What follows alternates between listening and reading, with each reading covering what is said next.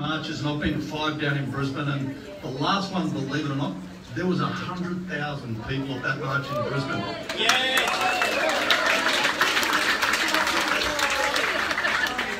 I'm going to put this punch into the media straight up, and please forgive me for what I'm about to say for those of you who will be offended, but I am bloody sick and tired of the lying media.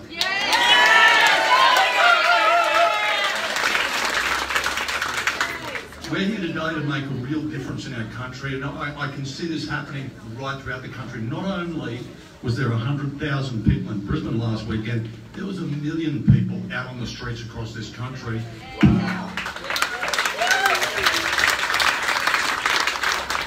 They were pushing back against segregation, they were pushing back against no jab, no job, and they were pushing back against a government and a media that is out of control. That's where we're sitting in our country today, and it's affecting every family. It's affecting my family. I know that there's been really heated discussions within my own family about who gets jabbed and who doesn't get jabbed. We've got a mortgage we've got to pay. We need to feed our family. You know, we've got animals we need to look after. You know, this is reaching out and it's affecting everybody in the allied health area. You know, it doesn't matter if you're a physiotherapist, if you're a psychologist, it is going to affect you as of the 17th of December. But this got brought to me by nurses. It got brought to me by Mal. It got brought to me by Shane. The bloke over the back over here, he's not a real tall bloke in stature, but I tell you what, he's a tall man amongst men with such a big heart. So put your hand against the mouth.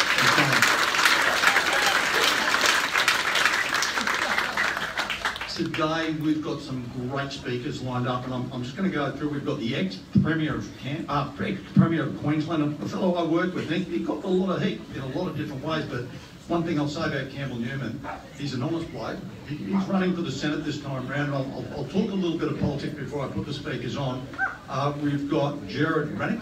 We're ringing through to Jared at 10:30. We're going to do a live feed, and he's going to talk to you from Canberra, but you're going to get his words, and he's a bloke making a real difference in Canberra. Wow. Him and 3 other senators, they've basically gone to the government and said, if you don't listen to what we're telling you and what the Australian people are telling you, we want rid of this no job, no jab. We want rid of this segregation. We want the borders opened up so people can get their lives back in order. He's put a gun to the politician's head down in Canberra saying, if you don't pass this stuff, we are not going to vote for any legislation at all. So I either hope the Prime Minister capitulates and sees the logic in all of these people that are coming out across the country to do the right thing. Otherwise, we could go down the path of a double dissolution election, and if that's the case, so be it. So, ladies and gentlemen, my personal opinion is that, and this is politics, I'm not involved in politics. I'm not running for any political party at all. So I feel really free and unencumbered to be here today talking with you. Back the minor parties, because the majors are out of control. And I'll explain to you why, because most people don't get this.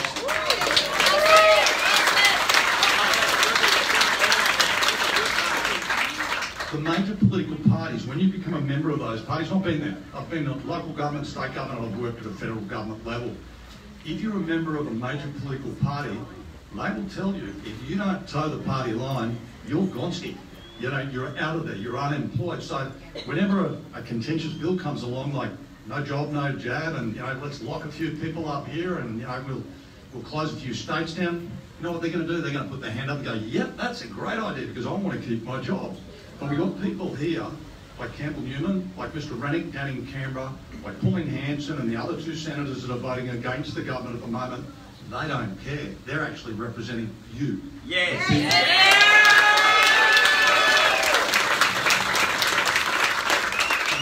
We have 3 nurses going to talk today, and they're going to give you some absolute insight into what's happening in the public health system in our country and in the health system generally.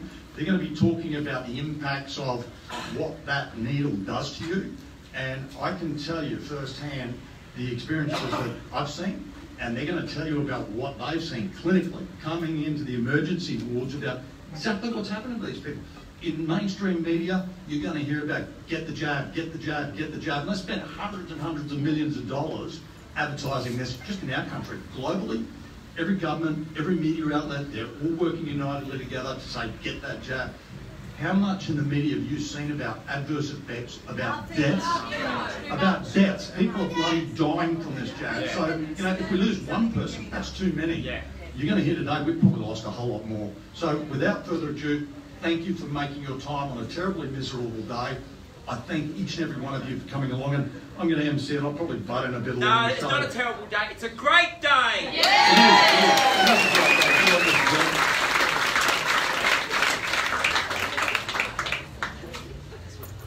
Ingrid, well done. Do you know about the not vaccination control group? There is a vaccine control group. You must not be vaccinated. This exists already in 22 countries. I got this card. I am not allowed to be vaccinated because I am in that control group. And on the here is also the QR code. I cannot speak so good English. Here is also the QR code where you can order this card. We are very happy that we got this card. How much it helps, we don't know. But we have it, and that feels very good, and it helps. If you want to get a little bit more information when we're finished up today, do you want if everybody comes and has a bit of a talk to you about that, and you can explain what's going on? Yeah, and my partner John, where are you? We both have the card, and we both can tell you because there is on the back side there is the group where you can order the card. Singrid, thank you so much, and we've got to get on because we've got a senator going to call in very shortly. Thank you, Singrid, and we appreciate your time. Okay, we're going to have to kick this thing off at 10:30. We've got to ring through to the senator, and we've got to get him on the phone because he's made made that gap in the day for us, and I want to take advantage. But before that, Mal, the superhuman nurse that is fantastic, and please put your hands together for her because we've had 50,000 people following her on Facebook, and she's going to get followed by even more today. So Mal, come on down.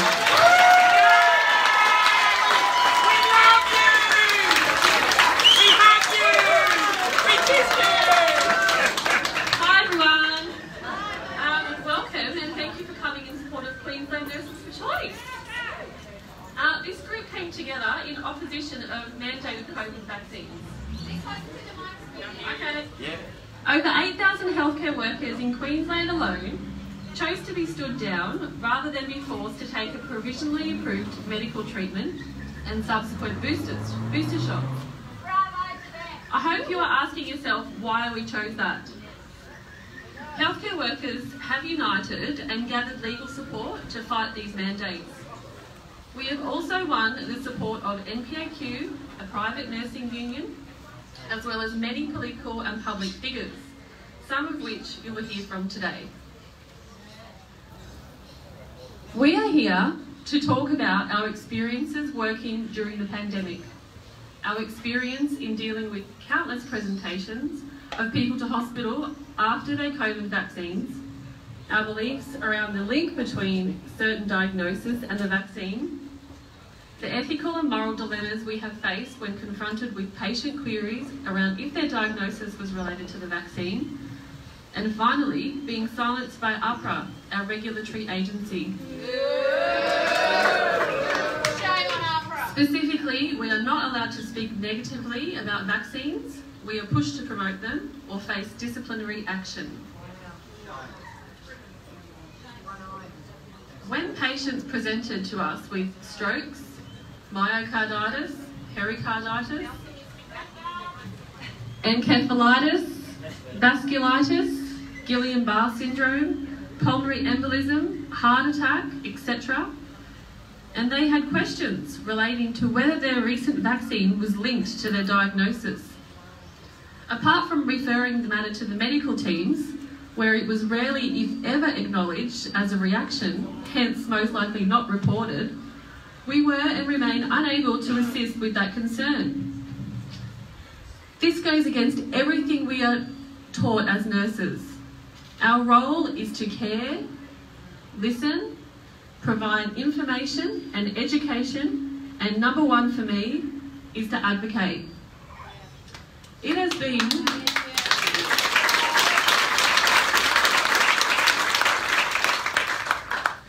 It has been extremely distressing for many of us nurses and healthcare workers to have these concerns and not be able to communicate them or have them acknowledged. During the beginning of this pandemic, the hospitals were empty. It was a ghost town. Isn't that the opposite of what you'd expect from the most virulent and deadly virus having supposedly escaped Wuhan late 2019? Lockdown hadn't begun in Australia. The international borders hadn't closed in Australia until March 2020.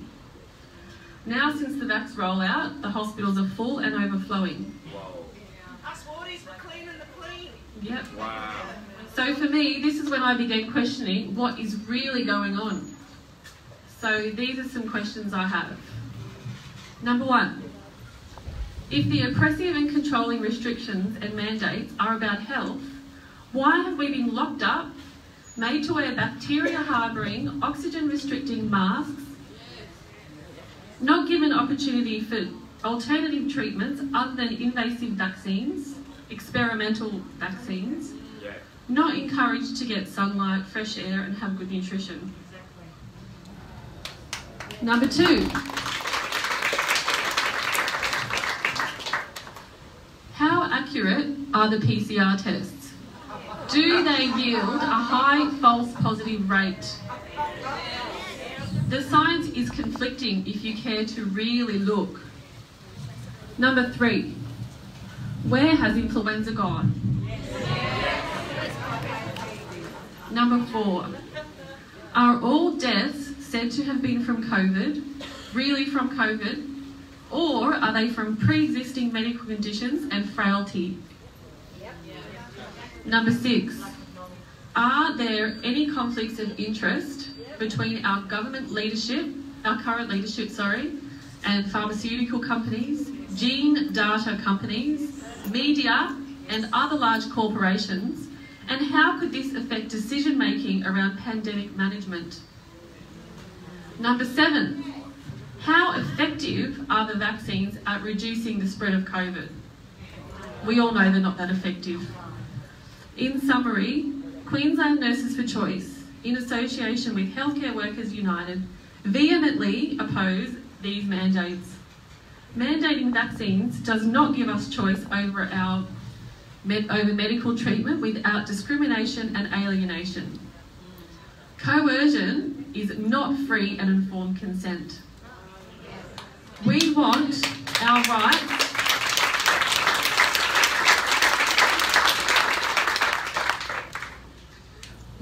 rights to bodily autonomy, freedom of movement and freedom of speech to remain upheld. We want open debate and discussion, both scientific and legal, around any restrictive measures that affect our rights and freedoms. Every possible adverse event to vaccines must be reported and investigated. Yes. Why have there been no autopsies done on those people that they have no clarification around whether or not they died from the vaccine or some other cause? Not good for the numbers. Yeah, and from COVID as well. We have many questions that we need answered by unbiased, independent experts. So that's all from me, guys. I thank you all from the bottom of my heart for coming. You're obviously all as passionate as I am about this stuff. It affects all of us, as Steve mentioned. So we're going to keep rallying here every Tuesday. Probably not big rallies like this, but we'll have different speakers come along, depending on who wants to come. And we're just going to keep spreading the word. So, yeah, thank you for your support.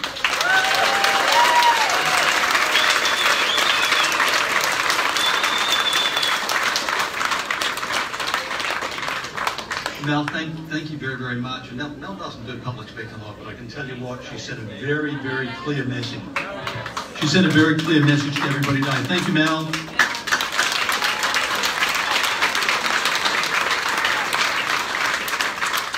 Our next speaker is Graham Haycroft. He is from the NPAQ. He's a director, and I'd like to welcome Graham up to the stage here. And he won't hold back. I don't think he'll hold back for one little bit. Bring it out. Thanks, Steve. Thank you, ladies and gentlemen. I'm not a director of the NPAQ. I'm director of the Red Union Support Hub, which supplies all the services. But can you hear me okay? Rightio.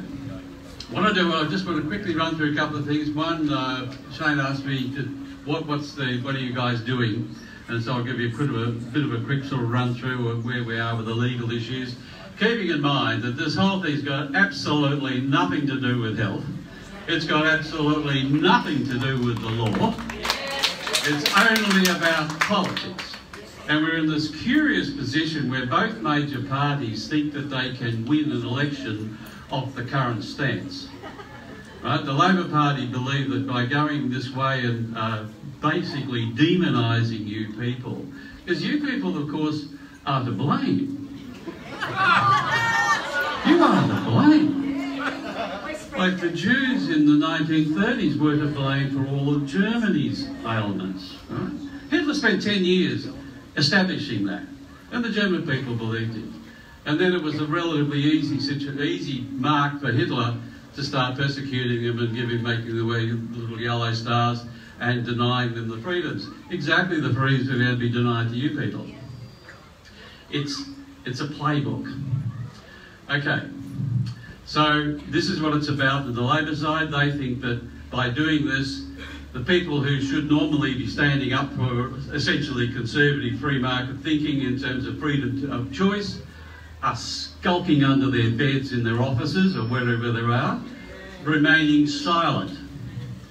You know, this is the problem. And of course, ScoMo, of course, was opposed to the mandate, but when it came to the crunch, when Pauline, bailed him up and said, right, I vote for this, he went to water. So he's against it too. So I agree with Steve, the next federal election, minor parties only, thank you. And I'm a member of the LNP. I'm staying there to watch and make sure the bastards lose. Yeah!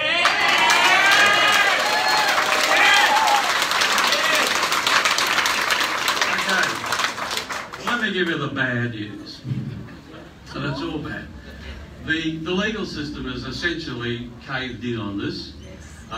We had a judicial review where we wanted, it was actually a case to try and get an injunction to stop nurses being sacked. And normally an injunction is not that hard to get, especially if we want to say, okay, we want to delay the sackings until the case comes through in 3 weeks' time. The first time ever, it was the Commission actually said, oh no, we can't do that. Right? They were running the government line. So anyway, we've got the judicial review. It's against Mr. Wakefield's decision that the mandate would apply to all Queensland health nurses. And that comes up, I think, early in a couple of weeks' time now. On the face of it, we should win that. But of course, this has been overridden again by the new health officer. This is the governor's replacement. You remember the first replacement? He didn't last long, did he? You know what happened, don't you? Tell us. So where's the health evidence for all this stuff? So it's in the Premier's office. Oh, can I see it? No. He woke up and said, obviously there's no bloody health evidence. And he was expected to just do whatever the governor said, or whatever the government said. So he resigned. I don't even know the name of this new person, but he's come out now with the mandate. It's going to apply to every health worker, private and government. It's going to apply to everyone in those businesses. The receptionists are going to have it done. All of this to perpetuate this myth that we must all get vaccinated to keep ourselves safe. Well, we know the vaccine doesn't work. Well, you guys are nurses, right? Yeah. Vaccines are supposed to give immunity. It doesn't give immunity. So you can't run infection control in a hospital or any medical establishment based on probability. You're unvaccinated, you've got a higher probability of conveying COVID. You're vaccinated, you've got a lesser probability. How do you run infection control like that? Anyway, you all agree with me. Bullshit. And of course now we've got the new Omicron. Does anyone here know Greek? My wife could speak Greek. I said, what's the letter? She said, oh, it's for the O sound.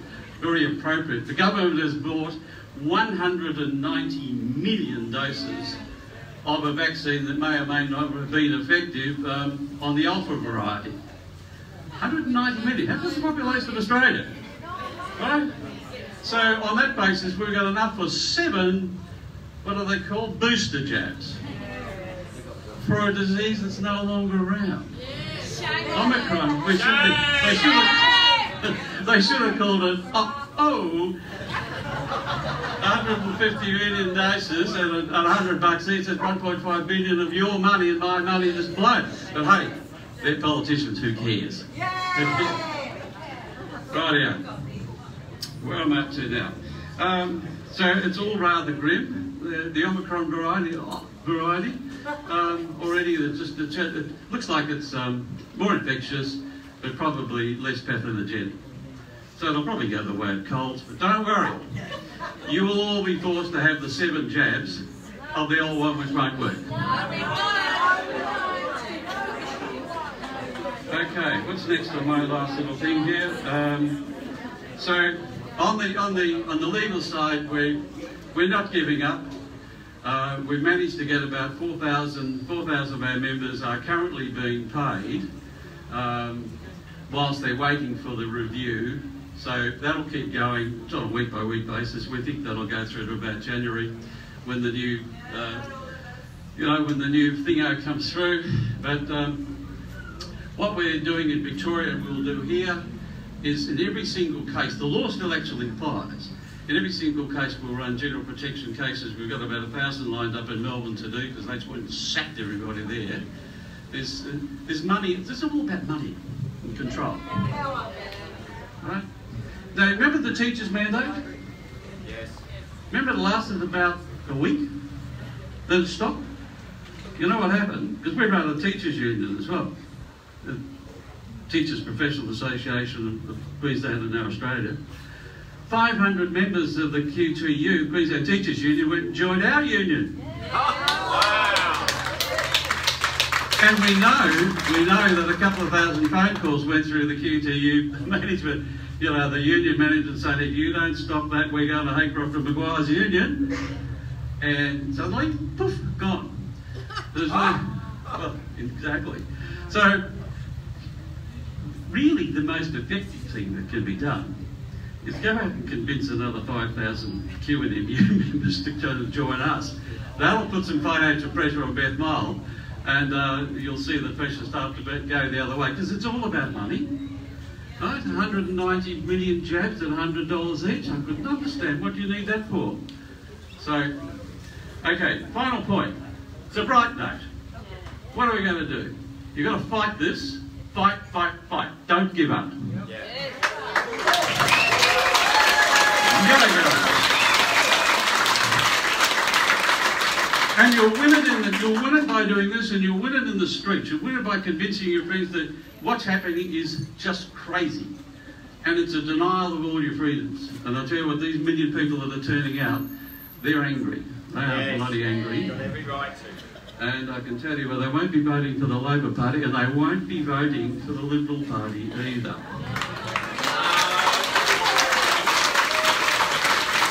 Final bit. Where are we going with this? Ultimately, when we set up these unions, it was an interesting project. I retired, you see. And then I discovered that the fundamental evil in our system is we've come to accept that bureaucracy is ever expanding and unlimited. You realise that in Queensland Health, every nurse, 40,000 of them, everyone has their own dedicated bureaucrat. There's 40,000 of them. Sack them all. Well, we are. And this is how you do it. This is part of the problem, because you've got this bureaucracy, and they have just got a set of rules, and the government said do that, and they just automatically go through it. And all the bastardry that's going on is really bureaucratic bullying bastardry. What we're going to do is we're going to try to split up. We're going to find some politicians that'll do it, but they're not in the parliament yet. We're going to split up all the hospitals and have them all run as independent local trusts. Right? And we'll let, I got this thing about, like the American Navy. If you want to be the captain of an aircraft carrier, you have to have been an aircraft carrier pilot. I'm talking too long, am I? No, we got Jared on the phone. Oh, okay, I've got to be real quick. So, we want nurses run by hospitals. Sorry, hospitals run by nurses. Locally run, and you fund, like Medicare, you fund the user. You stop the bureaucrats from determining where the money goes. Okay, that's it. So don't give up. Fight!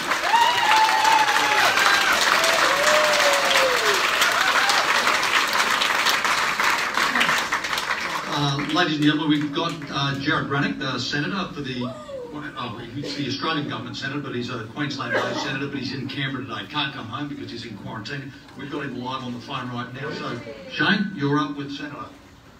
Going. Hi guys, how you going?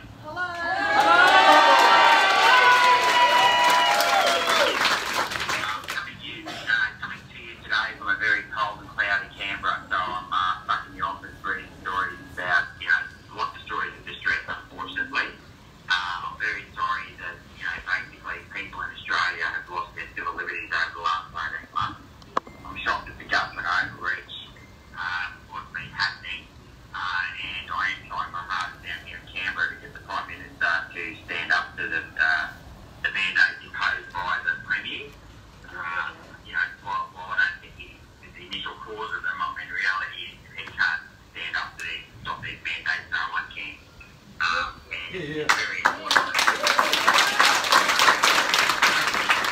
That's the cut-off date that we get these mandates abolished before then, so people don't lose their jobs. It's bad enough to lose jobs for any reason, but when we're talking with vaccines that in my view still have got the government to go along with longitudinal testing for safety, and they said depending on what you read, between 0 and 6 months. I just can't for life me understand why we're working people into taking these vaccines. I'll continue to stand up for people who've been injured by the vaccines as well. I think we need to improve the indemnity testing.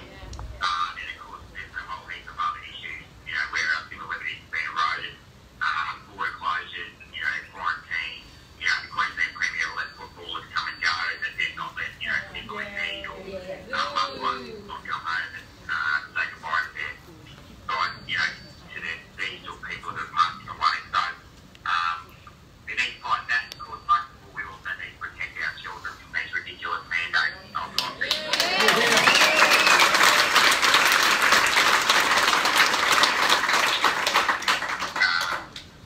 been swamped by people in Victoria, these children, basically, as young as 12 now, aren't allowed to participate in society because their parents have decided they don't want to get the vaccine, which is entirely their choice and a very wise one. I mean, we've got a 13 or a 14-year-old girl who's already been a reported death from Buddina, and yet, the media don't want to talk about that. No one wants to stop it to roll out of Buddina to children.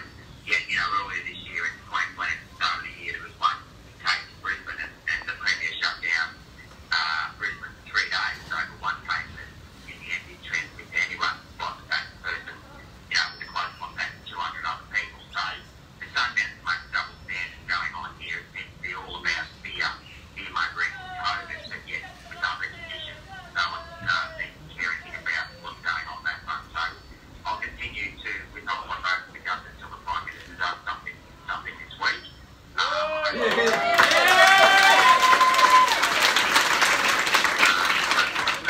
Thanks for all your support. I'm incredibly sorry, that you've, been treated the way you have.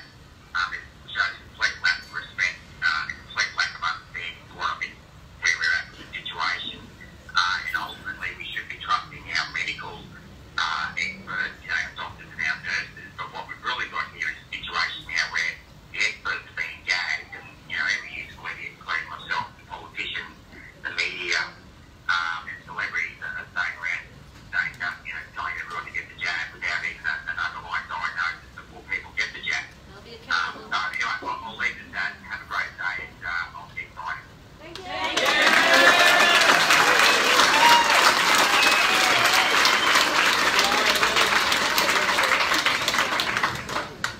Okay, I think we're going along pretty well. The speakers are just going to get better and better as it goes on, and I hope I don't ruin it for them.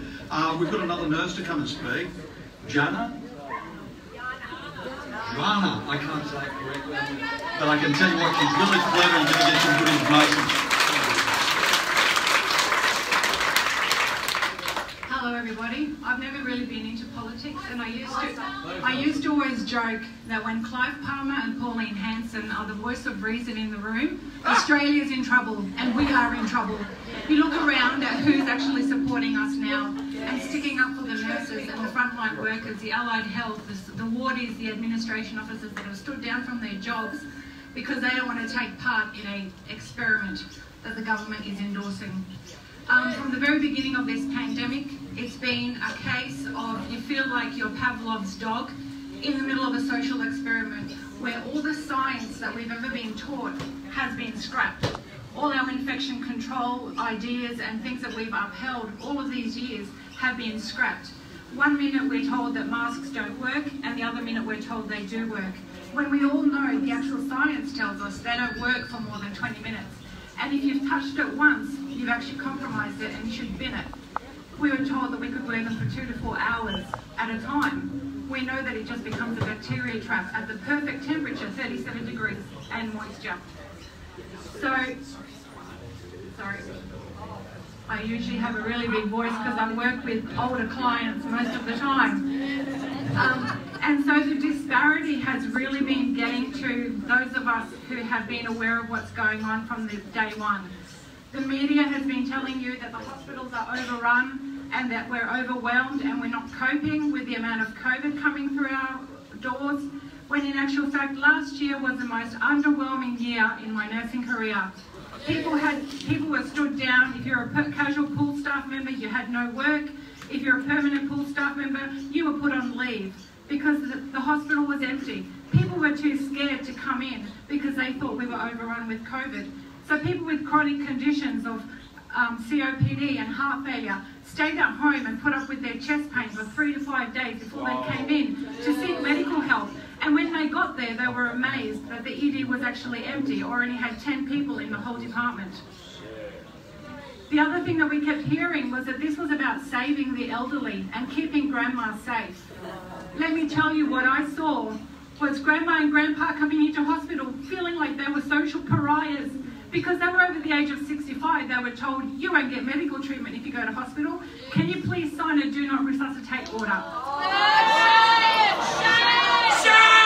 I found out last week that the nursing homes were targeted by Queensland health officials going out there and telling them, you will not get any help, you're going to stay in the nursing home and please sign your do not resuscitate orders. Nursing homes were requested by the Commission for Aged Care, which did that big royal commission because it cares so much about old people. The first thing in March last year, the Commission requested from nursing homes was make sure all your palliative care pathways are updated. Now, to me, that does not sound like the elderly are being given any care, okay? And so if we have a look at this ditching of logic and this disparity of what the media is spitting out at us constantly, it's a war of numbers. You just hear these meaningless numbers, numbers. Everything you turn on, it's either on the screen or it's actually belted at you. So let's have a look at some of these numbers. If you look at Queensland Health COVID page, we have in Queensland alone, we performed 4,891,912 PCR tests to yield an infection rate of 0.04%. So 2,017 cases. Now, if each test costs about $100, when you think you're having nurses working overtime, you've got nurse managers hired over the weekend, claiming weekend pay and overtime pay, and you think about that money that's been wasted, that's $489,191,200 of the healthcare budget wasted to reveal an infection rate of 0.04%. Where's the indignation from the media of the 7,200 tonnes of medical waste this pandemic has created in the world? Where's the climate change activists on the streets enraged about the fact that we are now disposing of billions of masks a day?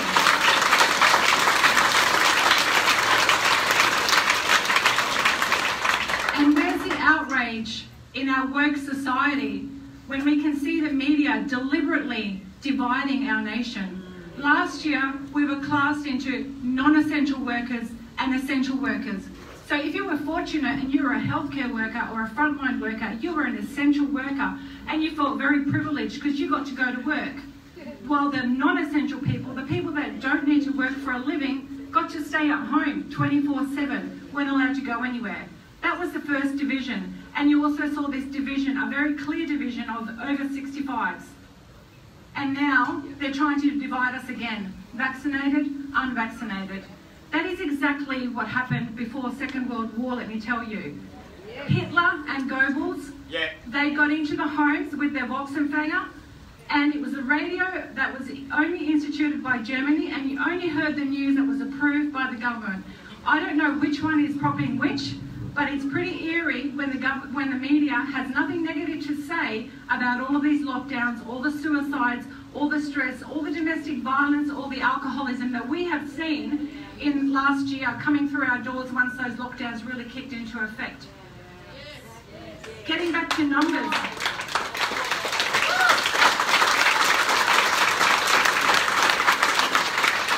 So as Queensland health workers, we were told we were only allowed to look at government-approved web pages to get our information. Now you can imagine what that does to anyone who has a little bit of a rebellious streak. I immediately looked elsewhere for my information.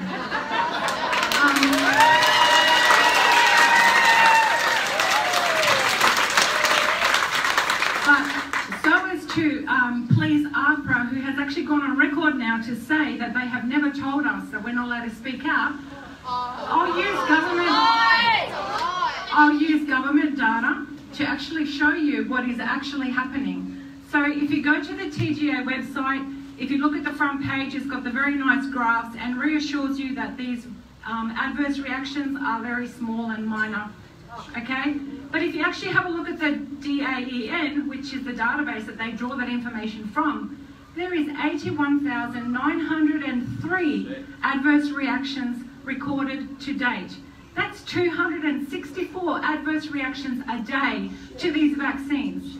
I've worked in nursing in medical wards for 16 years, and I've only maybe seen 2 people that have come in with an adverse reaction to a vaccine. Now we're having 264 a day. They also say 657 people have died post-vaccine. So that's 2 a day.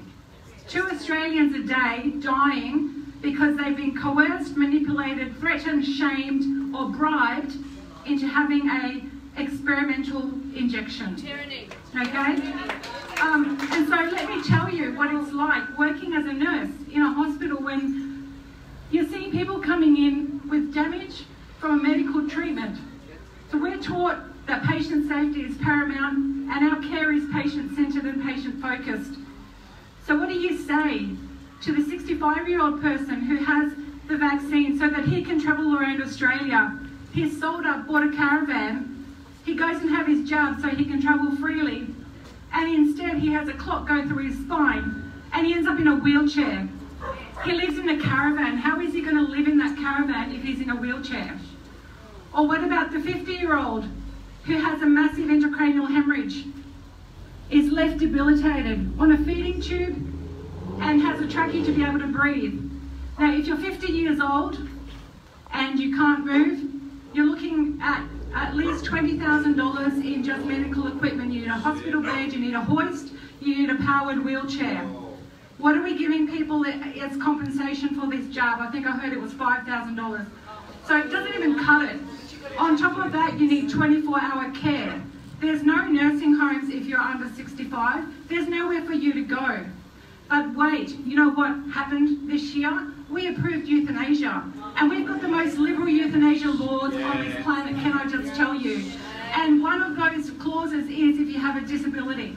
So we're creating a whole culture of disability because let me tell you, I've been speaking to my colleagues on the wards who are still working, and they are telling me our stroke wards are full of people that are in their 30s and 40s, people that aren't meant to be there, people that are now debilitated, not just a minor stroke, but someone who's got a very dense hemiplegic deficit, that will never walk again, that will never talk again, and that will never shower themselves again.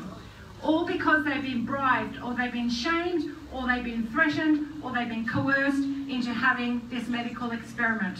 Yes. So I would just like to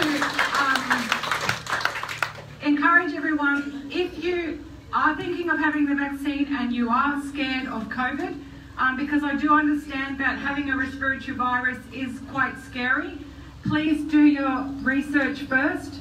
Have a look at your risk and have a think, do I really want to have this?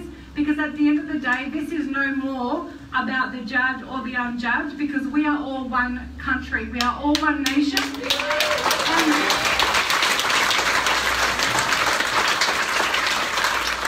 And what you choose to do is completely up to you, and it should have nothing to do with you losing your income or you losing your inability to travel or go and see loved ones just because you have not succumbed to medical experimentation. And so what I can confidently say to just end my speech is that without me having this vaccine, I know that I'm 100% protected from having a side effect.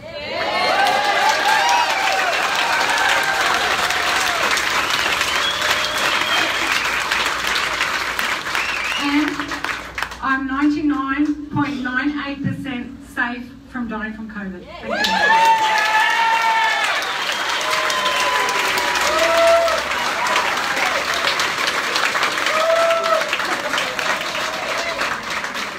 Ladies and gentlemen, if that didn't wake you up and snap you into reality, I think it should have. I think we're all starting to become aware we're being misled, we're being totally lied to by the medical establishment, but it's mainly the politicians. Remember, they're the ones driving this. We're going to get a quick song because this gentleman has been so good to come along here today. Then we're going to get back into the speakers. Is that okay? Yeah. Good on you. Thank you.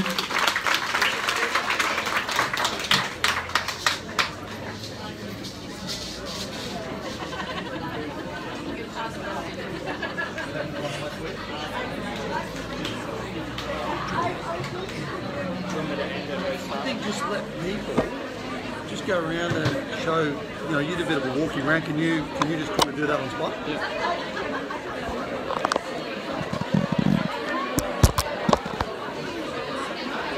Ask people if they want to have a reaction. If you like. What about this here? Can we show you to the world?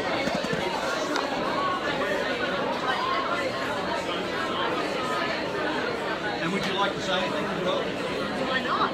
It's all yours. Go to, you're talking to the world. Hi everyone. All I can say is vote the independents, because then they can control the Liberal Labor Greens and keep them in place. However, we need to all stand up as a nation and come together as one and stand up to these bastards. Good on you. Cheers. Spin him around when you're going back.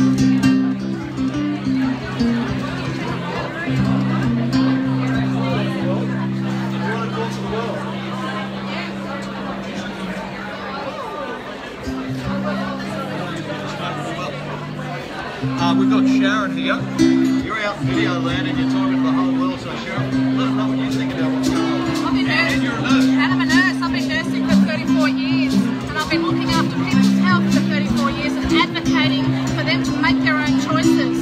But now our politicians are telling us, nurses, that we can't do our job and we can't look after people that we care for. It's about time they're all sacked, they're stood down, and that they listen to the people, because Australia has woken up. I'm talking to you politicians. You can no longer stand behind mandates. You can no longer stand behind mistruths. There's enough truth out there, and you are responsible for making sure that your people are looked after. So decide which side of history you're going to stand on, because now's the time for you guys to stand up and be counted. Now's the time for you to stand up on the right side of history. Stand up for your people. Stand up for your originals and decide, because they're coming for you. This is not a threat. This is the truth. They are going to be coming for you. And you're going to have to decide what you did, who you coerced, and genocide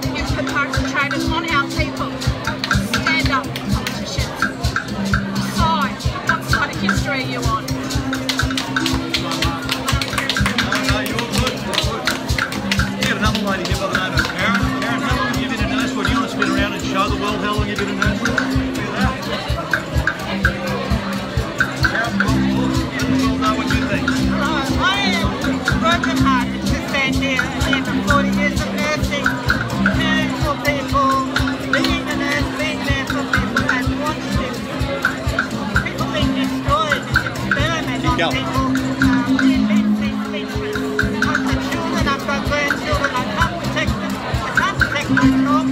I'm about to leave my job in the community where I care for the aged people who are dropping like flies, because I will not ever take this poison into my body. And if you'd like to look at the Florence Nightingale Pledge, which I took 40 years ago, it actually says that very strongly. Do not partake of any dangerous medicine into your own body.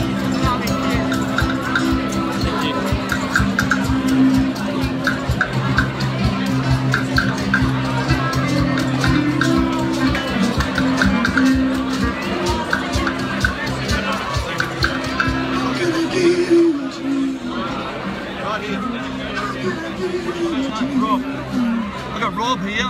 Rob's wife is a nurse and he's got something to say to you. I'm talking to the Prime Minister. She's not a nurse, but we're farmers. My wife and I are farmers. Right. We don't believe. Please forgive me, I got that a bit of information wrong. We don't believe all the crap that we're hearing from government or medicos or chief health officers. And to come here today and see nurses brave enough to come out is where the whole thing will implode on the government. That's what we believe and what you're doing. You've got a brilliant point. Once there's a bit of a crack in their walls, it's all over Red Road. Thank you so much. Australia, we're all in this together, be it nurses, be it farmers, be it all allied healthcare workers. We're here in Jersey today and we're going to keep spreading our message, but we've got some more speakers coming through shortly. So let's go into the crowd, see if we can find another person who wants happening in the country.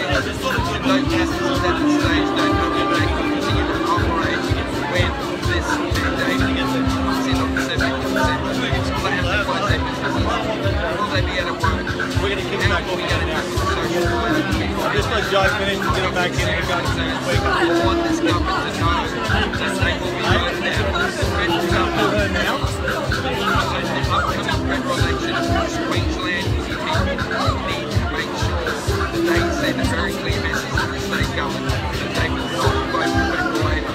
That's the only way we'll get them to actually do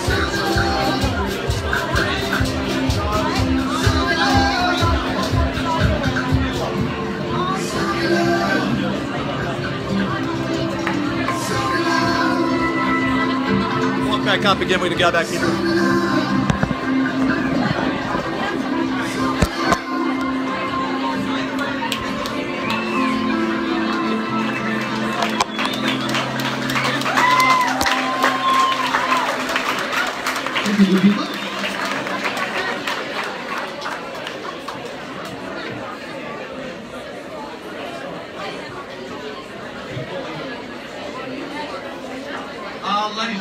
we're going to hook back into it again, and thank you so much for that little break we've had with them live feeding right across Australia. We need to get everybody nice and quiet so we can all hear. Okay, we good? Everybody's had a bit of a toilet break, you've had a bit of music. Now we're going to get a bit more reality. And we're going to have a speaker that is also coming from somewhere across Australia, but we've got a pre-record from Pauline Hanson. It's very short. And Shane is right behind me. He's got it on his phone, so you ready to go? Okay, we need to be quiet, otherwise you won't hear it. Let's go. Today. Congratulations and thank you for taking the time. I'm sorry I couldn't attend the rally due to other commitments that I've had. This is about pro-choice. This is about your right to decide what you put in your bodies. And to all those doctors and nurses that have been put into this position, please believe that I am there fighting for your rights as every other Australian who's denied the right to hold down their jobs. Malcolm Roberts and I will continue to fight for your rights on the floor of Parliament. We appear to be the only ones that are really standing up for not only your rights but ours as well. I see the division that is happening in our nation and I will not stand by and watch it. This is very important to me. As I said to the nurses and doctors, you were the ones working on the front line last year with no... Sorry. Technology glitch. Today, congratulations and thank you for taking the time to put in your bodies. And to all those doctors and nurses that have been put into this position, please believe that I am there fighting for your rights as every other Australian who's denied the right to hold down their jobs. Malcolm Roberts and I will continue to fight for your rights on the floor of Parliament. We appear to be the only ones that are really standing up for not only your rights but ours as well. I see the division that's happening in our nation and I will not stand by and watch it. This is very important to me. As I said to the nurses and doctors, you were the ones working on the front line last year with no COVID vaccination. You were the heroes of yesterday, but you've been thrown onto the scrap heap today. That's not good enough. That's un-Australian. So please remember, people power. Stand your ground. We will fight for you on the floor of Parliament. Ladies and gentlemen, sorry that's short and sharp, but let's put a hand together for Senator Hanson. And we have a really local speaker coming forward now, Councillor Joe Natoli. I've worked with Joe in council in a previous life, and he's going to have some really strong messages. Thank you, Steve. I want to acknowledge Campbell Newman because he was the Lord Mayor of Brisbane when I was the Mayor of Maroochy Shire. So thank you, Campbell, for coming along. I want to pay the respects to the local traditional Indigenous people of this land, the Gubbi-Gubbi and the Gubbi-Gubbi people.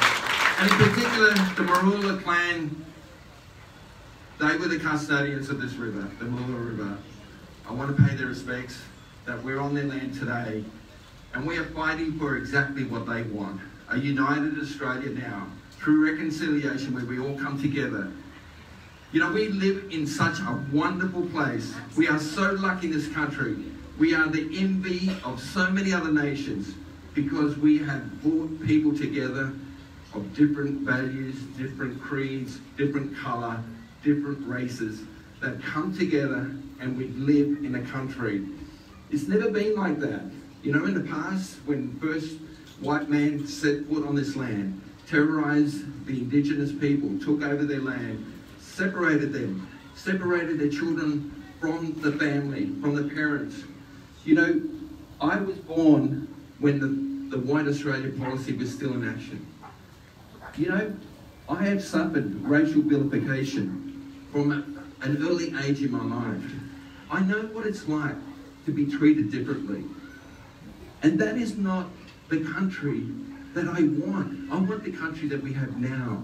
We've come a long way to create that.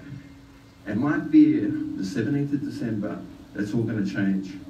Because I never thought in my lifetime that we would create a second-class citizen. A second-class citizen that's treated differently. At the moment, the stereotyping of those that are opposed to vaccination is terrible, because now we're pitting people against themselves. Families against family members. Workers against workers. I'm hearing people that won't send their kids to parties unless they're vaccinated. This is terrible. This is what it's doing to undermine and destroy the very fabric of the nation and country that I love and you love so much. And we have to fight to protect that. I also fear for businesses. I come from a business background, a small business background. And at the moment, businesses are fearful of what will happen. I'm talking to the hospitality industry businesses. They don't know whether they will have sufficient staff to continue to be able to open. People who know Be Fresh, I was talking to Belinda the other day, she will more than likely may have to close 2 of her businesses down. I know the good being, Sue and her husband in Nambour, both do not want to get vaccinated. From the 17th of December, they cannot walk into their business. Who is going to pay their mortgage? Who is going to pay their rent? Who is going to look after their workers? Who is going to put food on their families? Yes. There are so many business people out there at the moment stressing. And I had been there. 5 years ago, I lost my business. I lost my home. I lost my dignity. I went through torment in terms of mental stress. I survived that. Only with the help of my wife, my family, they got me through that. I would not wish that upon anyone, but yet there are so many businesses that are facing that very reality the moment the government brings us in. They're telling people that if you are not vaccinated, you cannot go and support those businesses. You cannot go to work if you're not double vaccinated.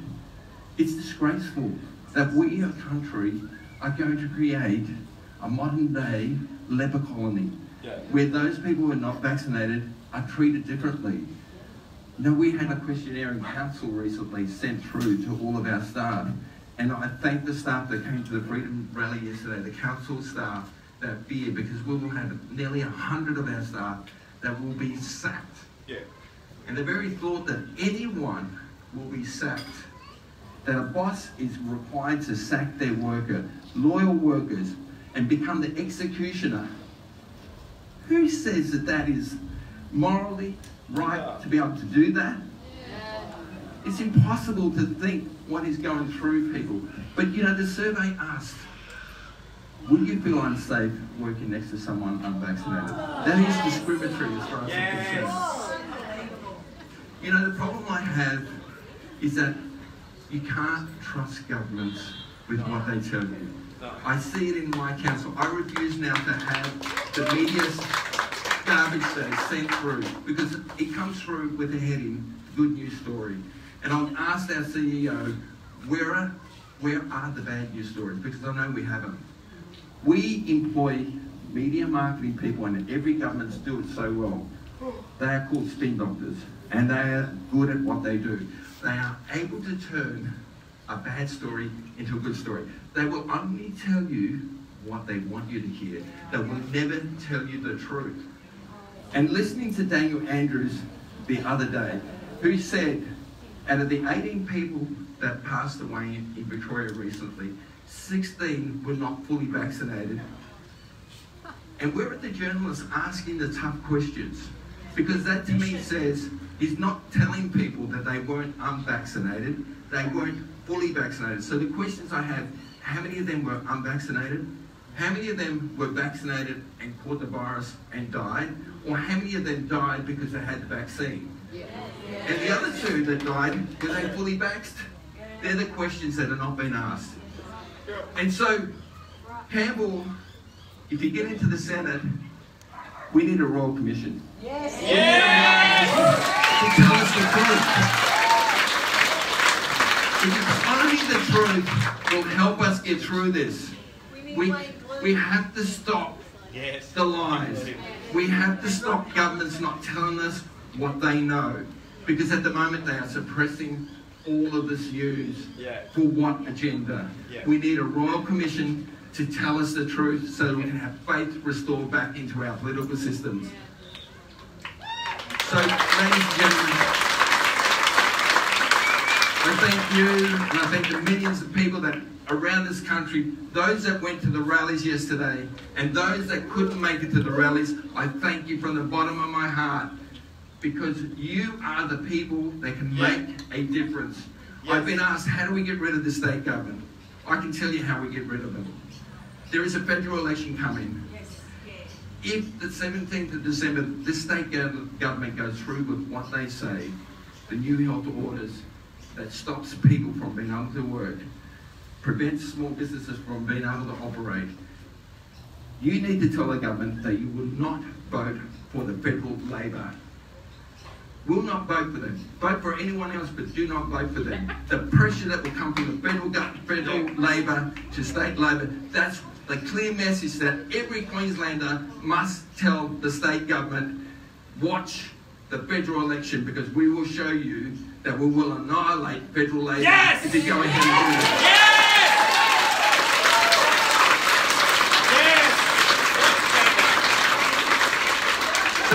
Send a clear message to the state government.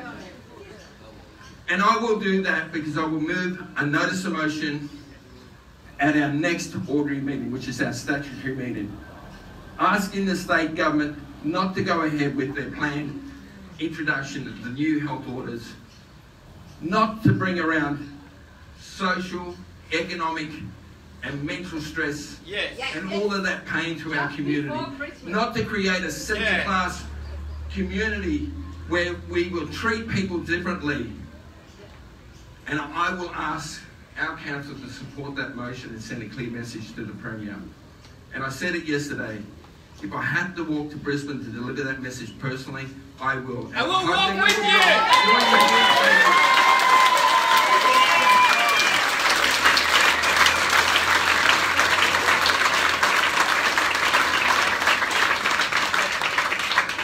Ladies and gentlemen, how motivational was that? Yes! I really like the idea of us walking to Brisbane and telling them, hug up you. Yes! Has everybody here heard of a little country called Gibraltar? Anybody not heard of Gibraltar?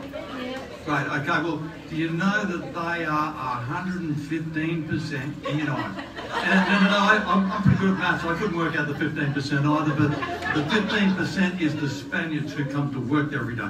They're all immunised, and all of the population immunised. They have got runaway COVID at the moment, so bottom line is, this stuff ain't working. So, you know, what is the real motivation behind governments around the world?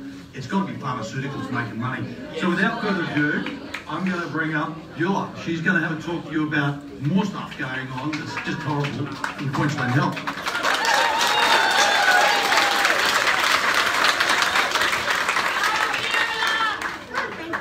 We love you! I just heard that there's 2 cases of Omicron found in Sydney. So I don't know if we're going to be able to do this again. And we can imagine what they're planning and all kinds of lockdowns that they're going to put us under. So I just want to say thank you to each one of you that has come today. What a great turnout and what incredible support. And thank you for joining our hands together. I know many of you are not nurses that's come, and we just love you lots and appreciate you for being here.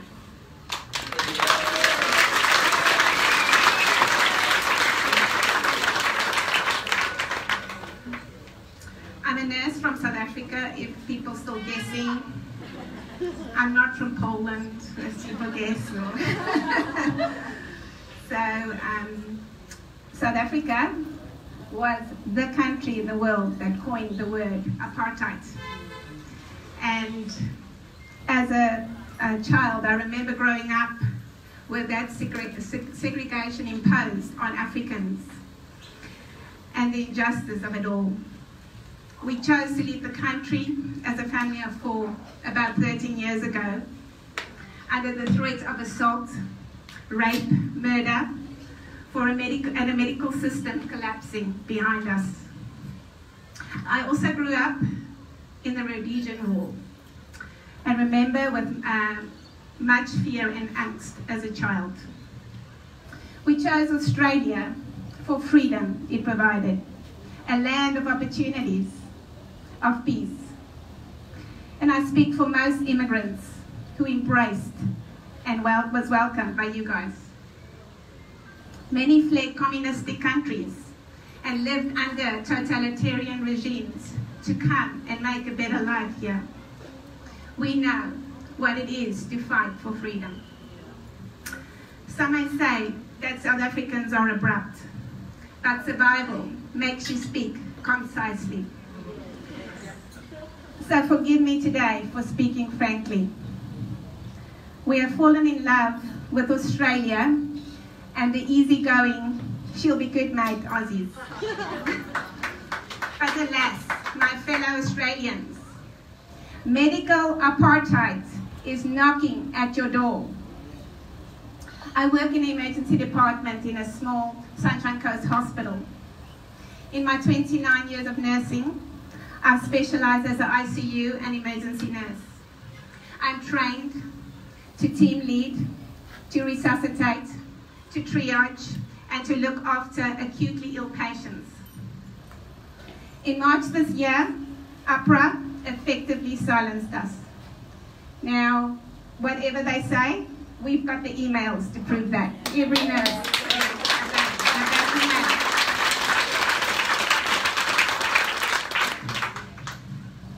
My fellow nurses in that email was encouraged to dob up in those who do not toe the line. Yes. Since when is Australia a nation of dobbers? Never. I'm Australia. Yes. But we can dob Scott Morrison, eh? Then in August this year, we were all moved away from the front line to the short stay and high care areas to keep us safe. We were told that we could no longer be on the front line, that if our patients collapsed, we had to step back and let other fellow staff resuscitate them. But it also served another purpose. We were the ones linking the adverse reactions to the vaccine and recording it.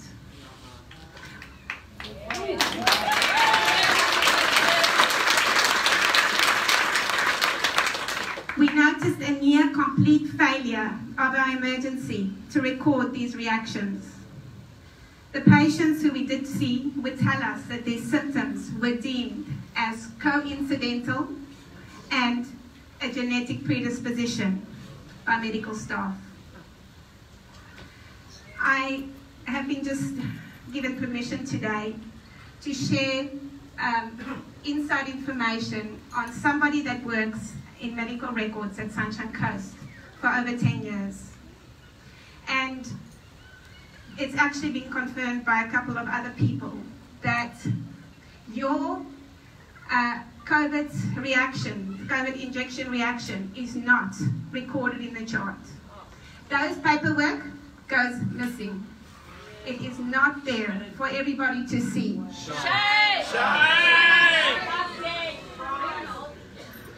When you get your COVID vaccination, all of that does not go on your medical health record, medical record number.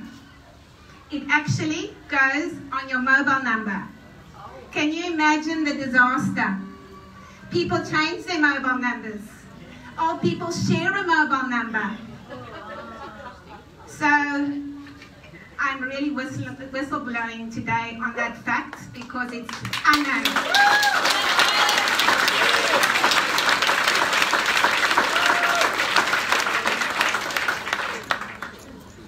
One RN in our emergency had anaphylaxis to the first injection. She was then pressurized into having the second jab. She must be frightened to get that booster. Additionally, we saw symptoms in our fellow staff, such as continual fainting, permanent painful swollen joints, severe lethargy, shingles, and pericarditis, to name a few. Our profession is not one of discrimination, yet we've been discriminated against.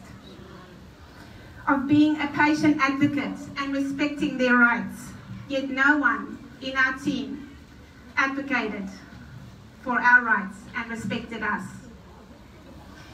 In emergency, we are so meticulous with informed consent before procedures. I would inwardly cringe when the doctors tell a patient that they could die if we needed to sedate them for a procedure. Yet, none of the staff and patients were told of the possibility of the severe injury and death caused by this experimental injection. That, people, is not informed consent, especially if they are unaware that the vaccine's only been given provisional approval by the TGA. Informed consent cannot happen in the presence of coercion, extreme pressure, and manipulation, as clearly outlined in the Australian Immunisation Handbook. This handbook is the golden standard for APRA and the TGA. To hold our jobs over our heads is coercion. To threaten us with 6 months jail is tyranny. Yes. Now, I don't know if you guys are aware of that. The health directive changed that as of, if we are unvaccinated by the 17th of December this year and we continue to provide any care, that we can be fined up to 100 demerit points and 6 months jail. They changed it from possible disciplinary action to that. So I immigrated here for safety. Where am I? The threat of breaking our skin with a needle is deemed as assault in criminal law, especially because this drug cannot be removed from our bodies. The Nuremberg Code was written post-war to uphold the standard to do no harm. It was established that people could never again be experimented on without their informed consent. Have we not learned from history?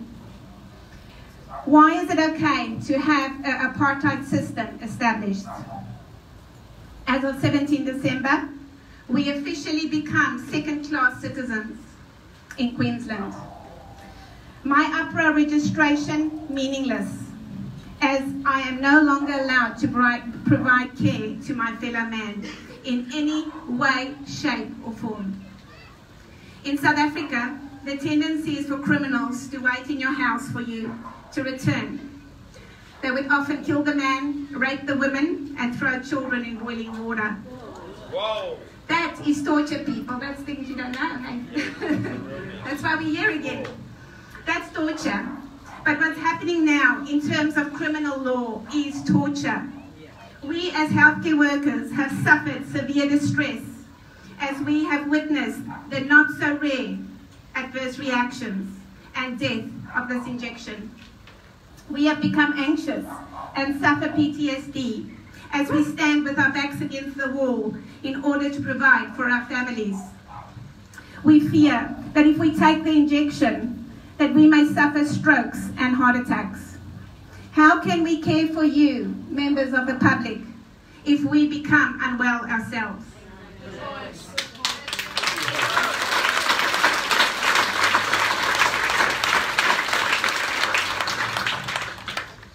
Another fact you don't know about South Africa, we have 55 murders a day. Whoa. Not per week, not per month, a day. Yet, we have turned a blind eye to the underreported deaths of over 600 to the TGA from the COVID injections. A death year to over 80,000 adverse reactions. We stopped the H1N1 vaccines at 53 deaths.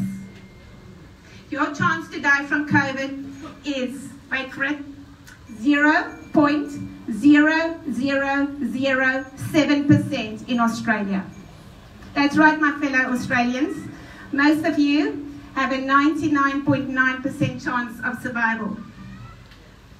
The Australian Bureau of Statistics say that basically 108 people died from COVID, of which over the people that got COVID, 800 had comorbidities.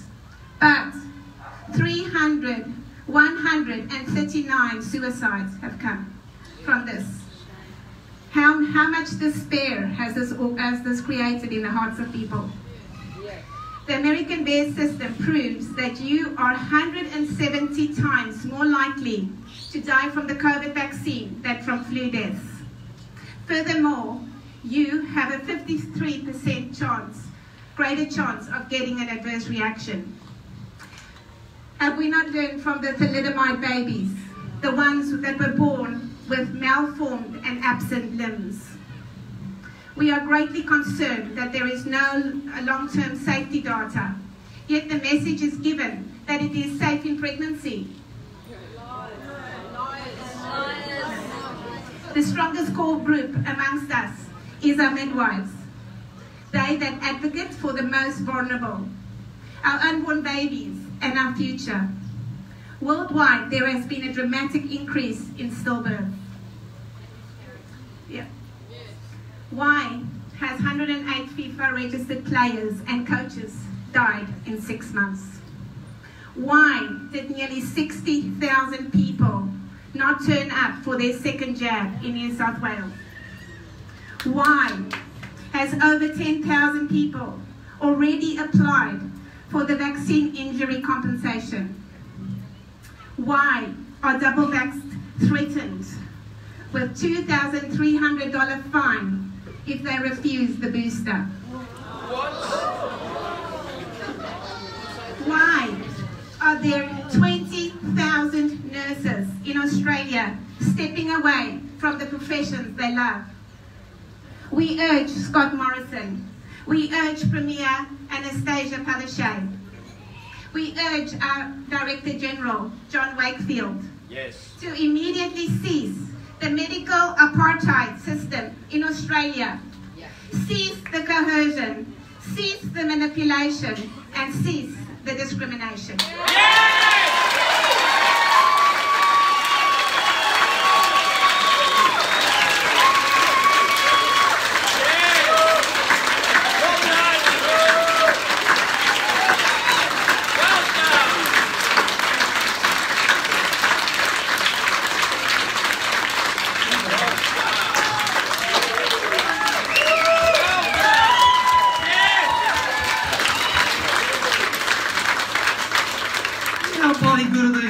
You're not going to get any better, and they want the government wants to fire them. Hey, your job. We've got some more speakers. We're going to bring Campbell Newman forward now. I've got to talk a little tiny bit about him, and I'll be really short because people listen to me too much. And those nurses, they're just ringing. Everything they've said in my head is just driving me nuts. Campbell Newman used to be the Premier of Queensland. I can tell you what, this guy has got the biggest heart in the world. He loves Queensland. He's trying to get back into politics. I would say vote for all the minor parties, and he's one of those, but let's have a listen to what Campbell's got to say, and we'll hear what he's going to do for Australia in the future.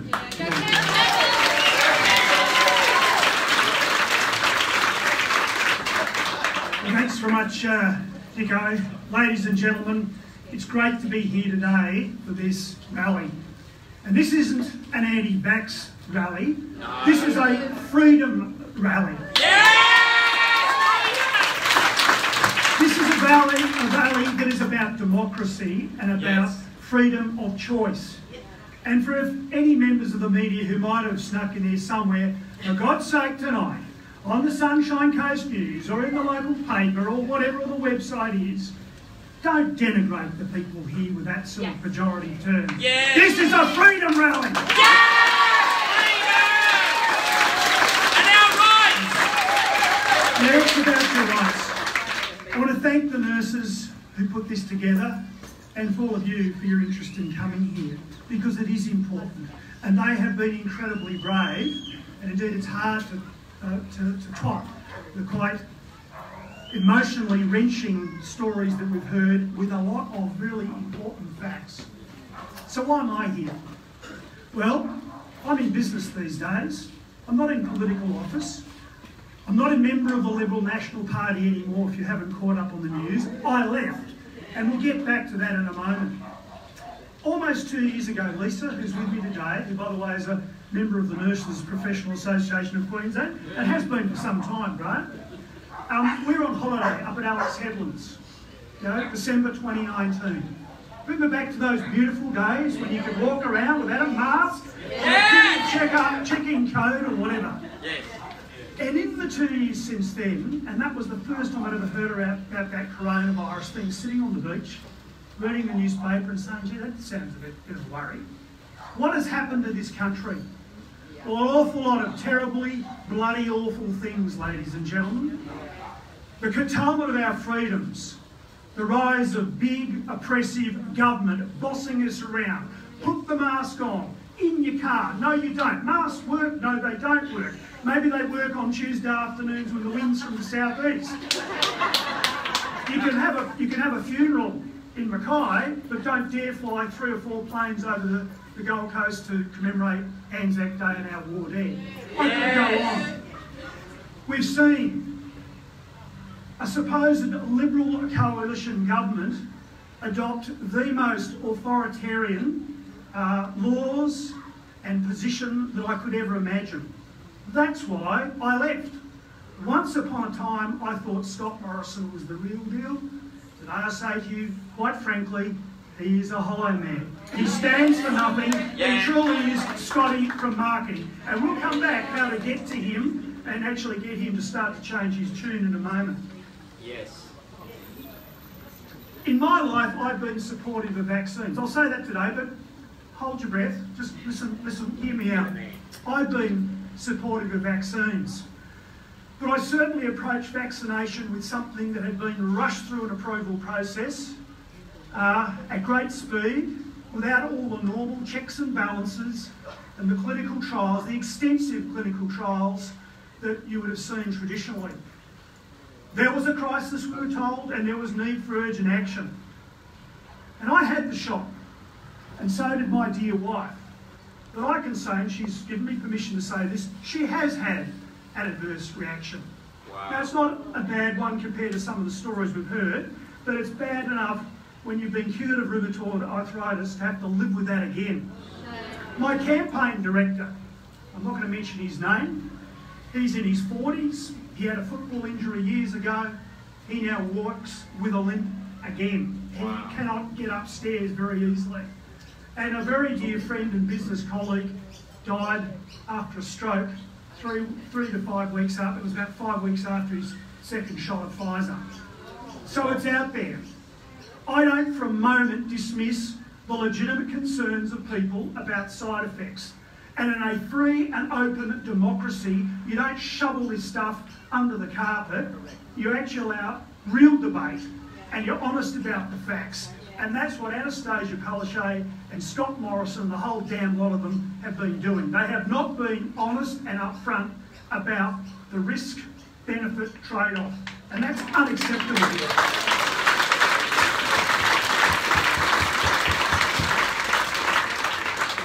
Informed consent is a critically important concept. For the non-medicos here today, what it means is that if you're contemplating a medical treatment, you are meant to be advised by the medical professional of the risks, the benefits, give you time to think, give you time to get alternative sources of opinion or someone else to advise you. At the end of the day, as you've heard from the nurses, it shouldn't be in an environment of coercion or control or bullying, which we're seeing. What has happened that we suddenly hose out this concept? The fascinating thing is that if you go to the major health departments around the nation's websites, and I happen to look, for example, quite extraordinarily, the Victorian Health Department's website still talks about informed consent. Well, what the hell are they doing there when they're busy telling people, get the jab or else? That ain't informed consent. One of the things that's really concerned me, we've heard a bit about this today, is the fact that the vaccine doesn't stop transmission, doesn't stop you getting it. And that for me is the logical pressure point that is just so critically important. I, as you just heard, have had the shot. I don't care if 90% of the audience today haven't been vaccinated, I don't care. And what do you care about my status? It's like sitting on the beach, just along the way here at Balsa. I pointed at a person yesterday saying, you ought to put sunscreen on to protect me. How ridiculous is that? At the end of the day, ladies and gentlemen, vaccination in this country should be about personal choice. It should be about weighing up the options, consulting your doctor, getting the advice, taking into consideration your health status, at the end of the day, making your decision. I absolutely and unequivocally reject that people should be forced to take a vaccine. Yes!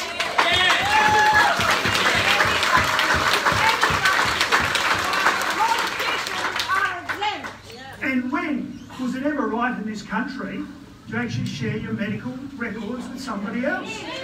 We don't want to know! I mean, if we just go back, say, 2 years ago, again, that wonderful summer I was talking about, if I'd said to you on the beach that day, hey, you know what, in 2 years' time, when you go into a nightclub or a bar or a restaurant, you have to go to some 21-year-old, no offence to 21-year-olds, and then say, hey, here are my medical records, can I come in, please? You would have thought I was a bloody idiot, but and I was making it up. But that's where we are today. Since when is it right to actually suddenly hose out privacy down the street? Yeah. Let's turn to the Prime Minister.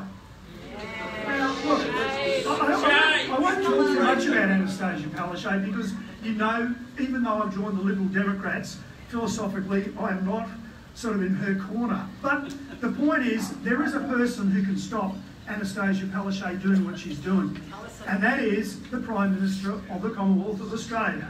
Scott Morrison said about a week and a half ago, we all heard it, he said, this isn't on, it isn't compulsory. There shouldn't be vaccine mandates. Well, I was on the edge of the chair. I thought, finally, maybe he will do something, particularly with Senator Rennick and Senator Antic, who are taking a brave stand on this. But last week, in Parliament, what happened? Nothing. In fact, when Pauline Hanson put her legislation up, he actually got his MPs, the coalition, to vote against it. I say shame on him for doing that. He's got no balls! How fair dinkum is he? Well, he's not fair dinkum. So that was a critical test that he failed. You want another example? The University of Queensland, and perhaps your local university as well at the moment, are heading towards this sort of coercion. Well, here's another challenge for him. Universities are funded significantly by the Commonwealth Government to the tune of 75 or 80%. If he's fair dinkum that these things are wrong, or in his words, then he funds them, he can stop them, ladies and gentlemen, and so he should.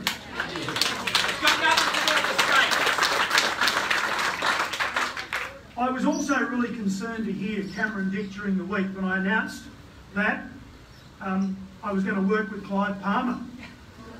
He referred to Clive and myself appealing to, I'm going to quote him here, I want to be accurate, conspiracy theorists, weirdos and right-wing nutjobs. I'm looking around, ladies and gentlemen, he's talking about you, he's talking about me. And that's just completely unacceptable. That sort of, again, ongoing bullying and coercion is not on. You have my full support.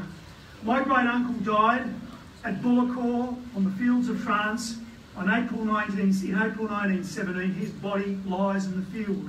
My late father fought in Vietnam in 67, 68. I served in the military, and I have a young relative who's graduating into the military right now.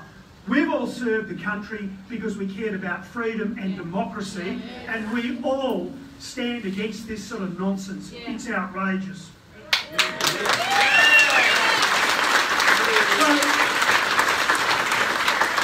So just to wind up, what is to be done on this Freedom Day here on the Sunshine Coast? It's like this. Tell your friends, tell your family, tell your neighbours, tell your work colleagues.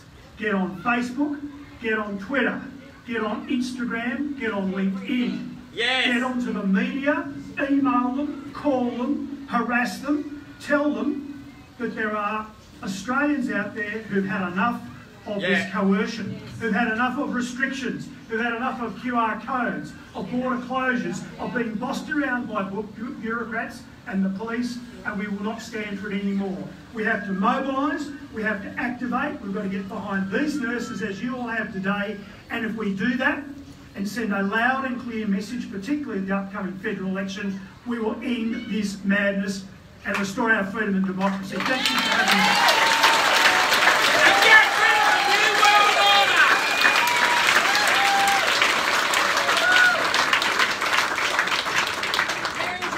Okay, ladies and gentlemen, we've been doing fantastically well. I just want you again to thank our nurses. And those 3 nurses that spoke, can you please come up to the front here?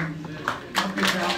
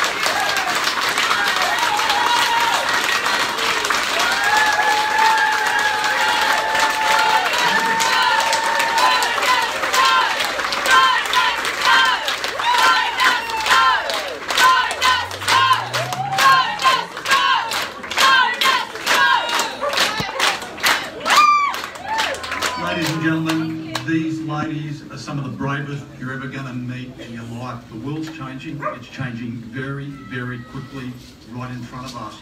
2 years ago, none of us would have ever dreamt that we'd be here today discussing the things that we've been discussing. You'd think we were all wearing tinfoil hats. And I think Campbell touched on that. Nobody here is mad. We're all logical, rational thinking people. And who would you trust any more than a nurse? And I'll give you a quick conversation. I had a conversation with an ex-political colleague of mine this morning, and he actually looked after one nurse, and he was called at that time a whistleblower, and she was called a whistleblower, and it was about Dr. Deb up in Bundaberg. Nobody believed him. Nobody believed her. Today, we don't have one nurse. We got hundreds and thousands, not hundreds of thousands, hundreds and thousands of nurses across this country telling us about adverse effects, talking about deaths. And I'll tell you the one thing that we've not discussed. Why can't we get either medicine? Why can't we have alternative medicine? I think that's the conversation. And I'll put this dare out to the media, and I'll put this dare out to governments. When are you going to sit down, and I've said this to Sky News people, when are you going to sit down and do a 2-hour expose on the fors and the against, so that we can have an open, frank discussion in our country and tell the bloody truth, because we're not getting any of it. And I'm going to leave you this one little thought before I go. Imagine you drive to Nambour and you jump on a train. The jabbed and the unjabbed together. You're allowed to do that. Yeah. And then you catch the train down to Brisbane. You're on the train for an hour or so. And then you get off the train. The unjabbed people, they can't work. They can't go to the pub. They can't go to the footy. But the other ones can. So can somebody explain that logic to me? Because it's illogical.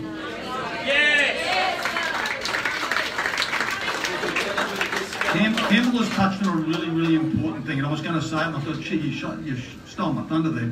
When you leave here today, please spread the word. Do it on Facebook. Ring up radio stations. You can do that. Don't be shy to do it. Everybody's a good speaker as long as you just tell them the truth. Get on Facebook and make comments on the Australian site on Facebook, and make comments on the Today Show, and make comments on Sunrise, because they're going to keep lying unless you speak up. So ladies and gentlemen, thank you. There's a barbecue on. We're going to hear some great music. And again, hands together for the nurses one more time.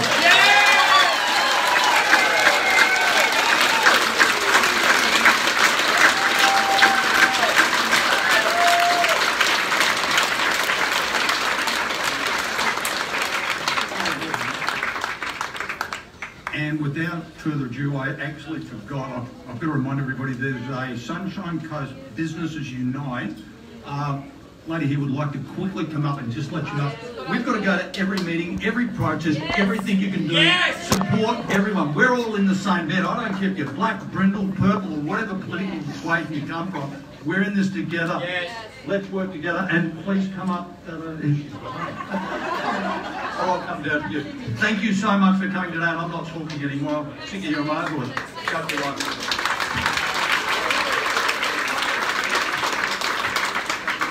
Hi everyone, I'm Kathy Goodwin. I helped run the rally yesterday, which was for all of, I know there's heaps of you that were here, so. I don't need the podium, I'm not prepared. Steve just asked me to speak when I arrived today. Last Sunday I had enough. And I got on to, I worked all day at the rally the day before in Gympie and I was exhausted and I thought I'm just going to watch a movie and do nothing today. Then my phone went off and someone said to ring you that you're the go-getter and you're going to help us do something.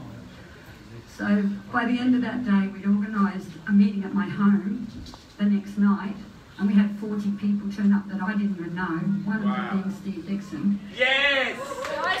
And that's how the Bush Telegraph works. So as a result of that, on top of organising yesterday's Freedom Festival, I've spent this whole week working double shifts in my allied health profession that I love and organising a gathering next Monday night at 6 p.m. It's for business owners and everyone. Basically, it started as a ground roots event because business owners have had enough. They don't want to be policing this shit. They don't want to be responsible for this shit. They're not going to be fined for this. They don't want to discriminate and they don't want to segregate. And they shouldn't. So the venue is still to be confirmed as of tomorrow. We are waiting back. We had to find somewhere big enough. We had so many that wouldn't have us. Discrimination! Yeah. And we didn't even really tell them what we were doing and they were already like sus. So I've spent all week phoning venues and we've got 2 secured, but one is the preferred event and we're just negotiating price at the moment because it's off the record.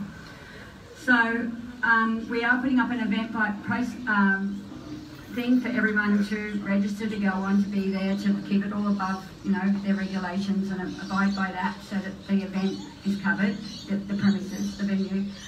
Heidi is handing out these. Someone can see me. I will give the link to the page for the business group for everyone to go on there, and then we're basically keeping everyone informed as to when the location is confirmed tomorrow. But it will be in the Kawana-Caloundra area, so it's pretty handy for everyone. It's not getting far out. We're expecting thousands. Let's just face it. Everyone's had enough. So I just want to thank, there's so many amazing speakers here today. We would have loved to have had you all at our event yesterday because, you need to be saying that stuff to 20,000 people, not 1,000. But anyhow, there'll be another Freedom Festival on the Friday night, the 17th of December, and we hope to see you all there because that's going to go off.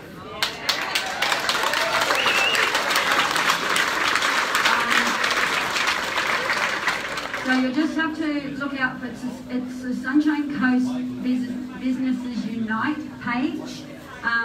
Get on there, get registered, get whatever, and that's where the Eventbrite link will be getting put, and then you'll get the information and get connected there as well.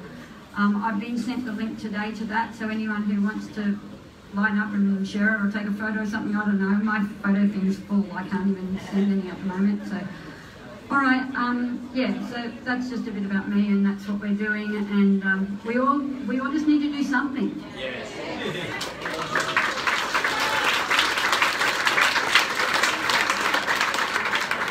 I think we've been absolutely fortunate to have the beautiful people we've had here speaking today. I want to thank Hayden, the musician. He's going to come on with another song in a second. And put your hands together for Chris as well. He's done a great job standing there videoing this wonderful Australia.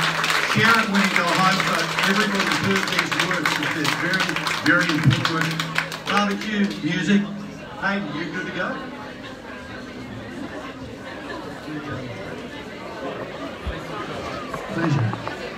Thank you, everybody. All right.